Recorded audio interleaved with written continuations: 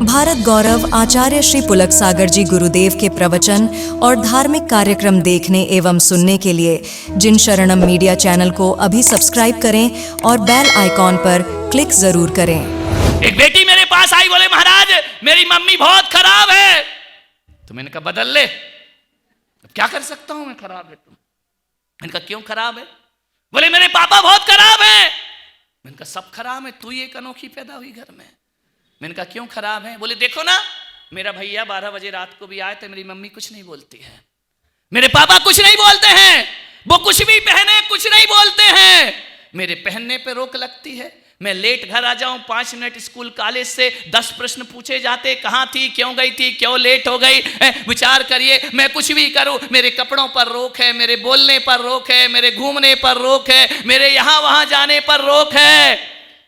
हमारे साथ ये दोयम व्यवहार क्यों होता है? भैया के साथ तो कुछ नहीं होता, वो कुछ भी करे, पापा कुछ नहीं बोलते, मम्मी कुछ नहीं बोलती है। मैंने कहा एक बात ध्यान रख बेटा, तेरी मम्मी बहुत अच्छी है, तेरे पापा बहुत अच्छे हैं। बोले खाक अच्छे हैं, थोड़ी सहेली के यहाँ चला जाऊं तो 10 फोन करती है, कहाँ है, क्या कर रही है। मैंने कहा एक बात बता, मैं मालेगांव की बेटियों से भी निवेदन करना चाहता हूं कि आपके घरों में, किसी के घर में तो होगा ना, एक आध हीरा तो होगा, हीरे की अंगूठी तो होगी ना। आप बताइए, हीरे की अंगूठी को माँ बाप कहाँ रखा करते हैं?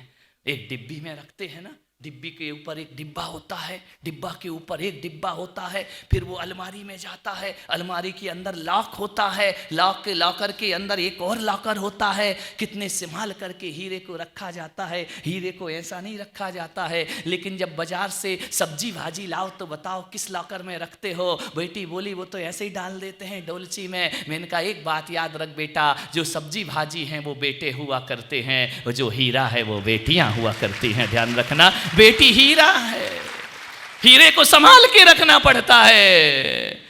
ये लड़के सब्जी नहीं, यहां के लड़कों की बात नहीं कर, कहीं भी पड़े रहे, इनसे क्या लेना देना है। ध्यान रखना, बेटी घर की इज्जत है, ध्यान रखना, बेटी घर का चरित्र है। विचार करिए, बेटी को बहुत संभाल के रखना पड़ता है। आज माँ बाप इस हालात में, इस वातावरण में बेटी को जन्म देने से डर रहे हैं। ध्यान रखिए, एक बेटी पैदा हो जाए तो एक बाप सोचता है, वो ऐसे जीता है, ऐसे जीते हैं मां बाप। एक बेटी को पालना हाथ पे अंगार रखने जैसा है। ध्यान रखना मान्यवर, मैं बेटियों से निवेदन करूंगा, विचार करना है आपको, ऐसे भागो मत। अंतरजातीय विवाह हो रहा है, अपनी धर्म संस्कृति को खोया जा रहा है, अपनी धार्मिक आस्थाओं से खिलवाड़ हो रहा है। मान्यवर, इससे ज्यादा पतन के रास्ते कोई दूसरे नहीं हो सकते हैं। ध्यान रखिए, आपसे निवेदन है, लव जिहाद करके पूरी दुनिया को बर्बाद किया जा रहा है। कीमत लग रही है बेटियों की, जैनों की बेटी इतने में, ब्राह्मण की बेटी इतने में, सिख की बेटी इतने में, इनका धर्म को नाश कर दीजिए। मान्यवर ध्यान रखना, आज हजारों लड़कियां भाग गई हमारी समाज के, यदि आंकड़े देखोगे ना, भाग गई थोड़ी सी चिकनी चुपड़ी बातों में, चमचमाती देह में, ध्यान, गोरी चमड़ी, इसमें आकर्षित हो जाती हो, अपने धर्म, अपनी संस्कृति, अपनी सभ्यता को खो दिया करती है। एक रेपुटेड लड़की, रेपुटेड परिवार की, फैमिली की लड़की भाग गई एक लड़के के साथ, जिस माँ बाप ने इतनी इज्जत कमाई थी समाज में, जिसने बड़ा अपनी प्रतिष्ठा बनाई थी समाज में। मेरा सुन लो भाई, तुम्हारी बेटी का नहीं, दूसरों का तो ध्यान रखो, विचार करिए। प्रतिष्ठा कमाई, इज्जत कमाई, मंदिर में जाते थे लोग, जय जिनेंद्र किया करते थे, उसकी मां की बड़ी धाक थी समाज में, समाज की अध्यक्ष बन करके रहा करती थी, महिला मंडल की अध्यक्ष रहा करती थी। लेकिन एक दिन बेटी ने निर्णय ले लिया, मैं उस लड़के के साथ जाऊंगी। मां ने पैर पड़े, बेटा देख ऐसा मत कर, लाचार है मां बाप, क्या कर सकते हैं। क्या करें वो माता पिता। दादाजी ने कहा मैं तेरे पैर पड़ता हूं बेटा, ऐसा मत कर, मत भाग। किसके साथ भाग रही है तू? ना तूने उसका धर्म देखा, ना मजहब देखा, ना जाति देखी, ना संस्कार देखे। चरणों में गिर गया पूरा परिवार, लेकिन लड़की नहीं मानी। नहीं, मैंने निर्णय कर लिया है, मैं उसी के साथ जाऊंगी। ऐसे दिन आ गए तुम्हारे घरों में, मान्य खूब मनाया भाभी ने, भैया ने कहा मैं तुझे मार दूंगा। बोले मार दे तो मार दे, शादी तो उससे ही होगी।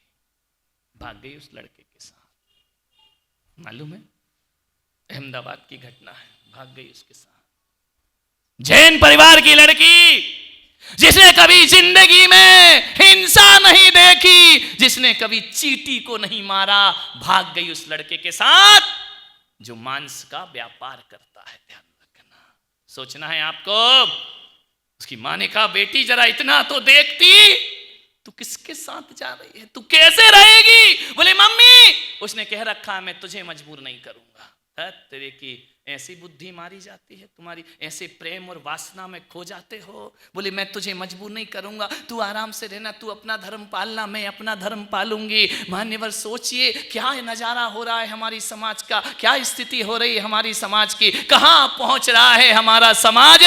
अरे कोई बचता है क्या इससे? बोले नहीं, उसने कसम दे रखी है मैं तेरा धर्म नाश नहीं करूंगा। वाह है, वो कह रहा धर्म नाश नहीं करूंगा, तू धर्म नाश करके जा रही है। ध्यान रखना, विचार करना है आपको। मांस बेचा करता था। कुछ माए बात क्या देखती है, ऐसी स्थिति उस घर में बन गई।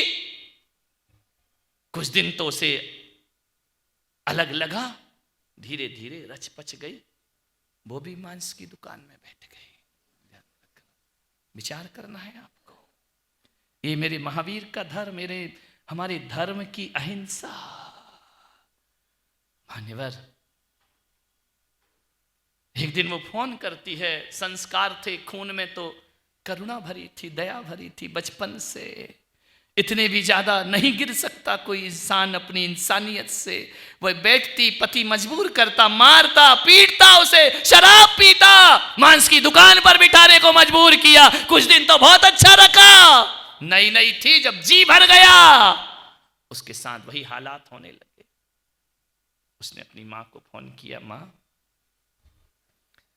2 साल बाद, मम्मी ये मेरा पहला और आखिरी फोन है।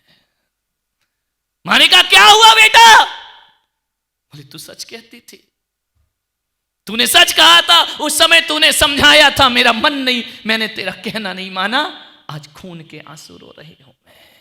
हाँ, जीना नहीं, मृत्यु के मरने के समान है मेरा जीवन। मम्मी मैं तुझसे अंतिम बार कहती हूं, अंतिम बार, आखिरी बार, मुझे माफ कर दे मां।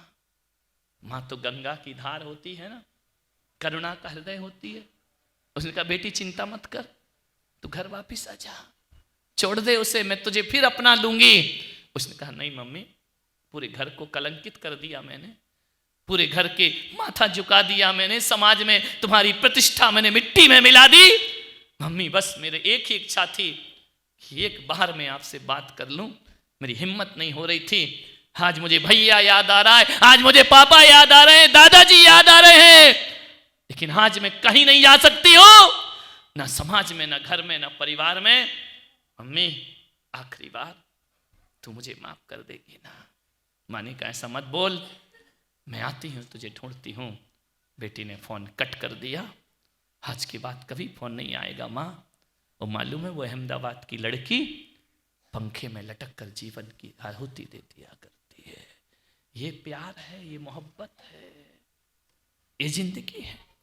एक लड़का जैन लड़की को भगा करके ले गया, दुबई ले गया, बड़े सपने दिखाए, बड़े उसे ऐसा बातों बातों में बहलाया फुसलाया, वो मजहब संस्कृति सब छोड़कर उसके साथ भाग गई। रात को 12 बजे दुबई चली गई। मालूम है दुबई जाती है और जाने के बाद उसकी देह का शोषण करता है वो लड़का। वो जब जी भर जाता है तो दुबई में एक होटल में 70 लाख में उसका व्यापार कर दिया करता है। ध्यान रखना, बिक गई वो लड़की और ये दुबई से वापस लौट करके हिंदुस्तान आ गया। बिक गई, ऐसे लोगों के चंगुल में फंस गई वो बेटी, अब वहां से भी नहीं निकल सकती और यहां भी नहीं आ सकती है। मान्यवर, देह व्यापार में उसका जीवन बर्बाद हो गया। मान्यवर, बेटियों से कहूंगा संभलो।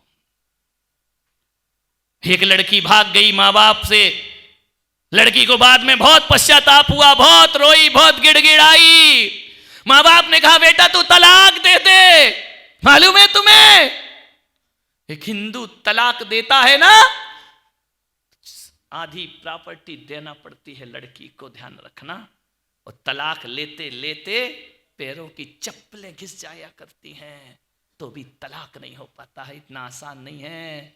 लेकिन जिसके साथ भागी थी ना, मालूम है, वो लड़की के माँ बाप से कहता है तेरी लड़की के साथ यही व्यवहार करूंगा, यदि तलाक चाहिए तो 20 लाख रुपए भेजो, तब तुम्हारी लड़की को तलाक दूंगा। ध्यान रखिए मान्यवर, एक हिंदू तलाक लेता है तो अदालत के चक्कर काटना पड़ते हैं।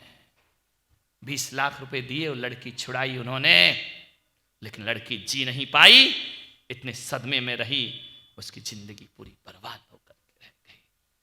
मैं माँ बाप से निवेदन करूंगा कि अपनी बेटियों को समझाओ, अपनी बेटियों को अपने धर्म के प्रति जोड़ने का प्रयास करो, अपनी औलाद को धार्मिक संस्कार दो। ये मत बोलो कि जाओ पढ़ाई लिखाई सब कुछ हुआ करती है, मंदिर जाना है मंदिर छोड़ो, पढ़ाई करो, महाराज के पास मत जाओ, पढ़ाई करो। ये पढ़ाई के रिजल्ट हैं इस देश में। तुमसे अच्छे तो अनपढ़ वो लोग थे जो एक पति के सहारे पूरी जिंदगी गुजार दिया करते थे, और ना मिले पति तो हमारी समाज की बेटियां बिना पति के भी जिंदगी गुजार के दिखा दिया करती थी। ध्यान रखिए मान्यवर, आपसे निवेदन है इनको धार्मिक बनाओ, धार्मिक तालीम दो, इनके रग रग में धर्म समाहित कर दो, इनके खून में अपने धर्म के प्रति आस्थाएं भर दो, ताकि तुम्हारी बेटी विधर्मियों की तरह देखना भी पसंद ना करे जिंदगी में। ध्यान रख, ये माँ बाप की गलती है कहीं ना कहीं। हम उसे बाहर भेजते हैं पढ़ने के लिए, आधुनिक बना देते हैं। पूना में देखा मैंने, पढ़ाई का हब बना है। कितनी बेटियां हैं, जैन बेटियां सिगरेट पी रही हैं, अंडे खा रही हैं, मांस खा रही हैं, ऐसे ऐसे लोगों के साथ घूम रही हैं। आप सोचते हैं मेरी बेटी वहां पढ़ाई कर रही है। ध्यान रखना मान्यवर, क्यों? क्या मालेगांव से पढ़ने वाली देश की राष्ट्रपति नहीं बन सकती? क्या मालेगांव में अच्छी शिक्षा प्राप्त करने वाले ऊंचाइयों को प्राप्त नहीं कर सकते? ये क्या होड़ लग गई है, बाहर भेजो पढ़ने के लिए? नहीं भेजिए। जिन्हें पढ़ना होता है वो सरकारी स्कूल से भी ऊंचाइयां प्राप्त कर लेते हैं, और जिन्हें नहीं पढ़ना है, अय्यासियां करना है, महंगे स्कूलों में भी ये छोरे पढ़ते हैं और लौट के फिर उसी दुकान में आके बैठ जाते हैं। ध्यान रखना, क्या करते हैं? पूना ऊना पढ़ने गए छोरे, पढ़ लेते हैं, 2-4-5 साल पढ़े, ऐसो आराम किया, आके बाप की दुकान पे बैठ गए। अरे बाप की दुकान पे ही बैठना था तो उसके पैसे काहे को बर्बाद करा रहा था? वो तो तू यहां भी कर सकता था ना। विचार करिए, आप सोचना है आपको। ऐसे मॉडर्न बन रहे हो। मुझे मालूम है एक बेटा इमली के बीज इकट्ठे करता, इमली के बीज, उसके बाप के पास पैसा नहीं है पढ़ाने के लिए, इमली के बीज इकट्ठा करता है, आना 2 आना 4 आना में बीज बेचता है और अपनी पढ़ाई करता है। वो कोई मॉडर्न स्कूल में नहीं जाता है, वो कोई कॉन्वेंट स्कूल में नहीं जाता है, वो कोई बहुत बड़े विश्वविद्यालय में नहीं जाता है, वो कोई बहुत बड़े स्कूल, एक सरकारी स्कूल में जमीन पर बैठ करके पढ़ाई करने वाला बेटा इस देश का मिसाइल मैन अब्दुल कलाम बन करके खड़ा हो जाया करता है। ध्यान रखिए, क्या सोच, क्या दिमाग में भर रखा है तुमने अपने? एडवांस पढ़ाई, अच्छी पढ़ाई नहीं मेरे भाई, ध्यान रखना है, विचार करना, इनसे कुछ नहीं होगा, कुछ भी फर्क पड़ने वाला नहीं है। जिन्हें पढ़ना है वो सड़क के किनारे खंबे के नीचे बैठकर भी पढ़ लेते हैं। एक 16 साल का बच्चा 16 किलोमीटर दूर से पढ़ने आता है, 16 किलोमीटर दूर उसका घर है, पैदल चल करके आता है, फटे कपड़े पहन करके आता है, उसके पास पैसा नहीं है, उसके पास गाड़ी में बैठने का किराया नहीं है, रोज स्कूल में लेट पहुंचता है। एक दिन टीचर ने कहा बाहर खड़े रहो, अंदर आने की जरूरत नहीं है, तुम रोज लेट आते हो। उसने कहा सॉरी, मुझे क्षमा करना। दरवाजे पर बैठता है, ब्लैक बोर्ड पर जो सवाल हल होते हैं, 40 मिनट के पीरियड के बाद जब पीरियड चेंज होता है, शिक्षक ने देखा बाहर निकल के क्लासरूम से बच्चे की कॉपी में सारे सवाल हल थे। उसने पूछा कि क्यों रे, मैंने तो तुझे सजा दी थी ना, और तू बाहर बैठकर सारे सवाल हल किए हैं। मालूम है वो बेटा क्या बोलता है कि सर, जरूरी नहीं है कि पढ़ाई अंदर बेंच पर बैठकर की जाए, जिन्हें पढ़ना है वो दरवाजे पर बैठकर भी पढ़ सकते हैं। यदि मुझे पढ़ाई करना है मैं बाहर बैठकर भी कर सकता हूं। टीचर ने उस बच्चे का हाथ पकड़ा, क्लासरूम में ले गए और कहा कि देखो, ये बच्चा होनहार नहीं बनेगा, तुम अंदर क्लासरूम में बैठकर भी मस्ती कर रहे हो और ये सजा पाकर भी पूरे सवाल हल कर रहा है। मालूम है वो बच्चा आगे जाके बनता है देश का राष्ट्रपति KR नारायण बनकर के खड़े हो जाया करता है। क्या सोचते हो कि कॉन्वेंट की शिक्षाओं से फ्यूचर बनाकर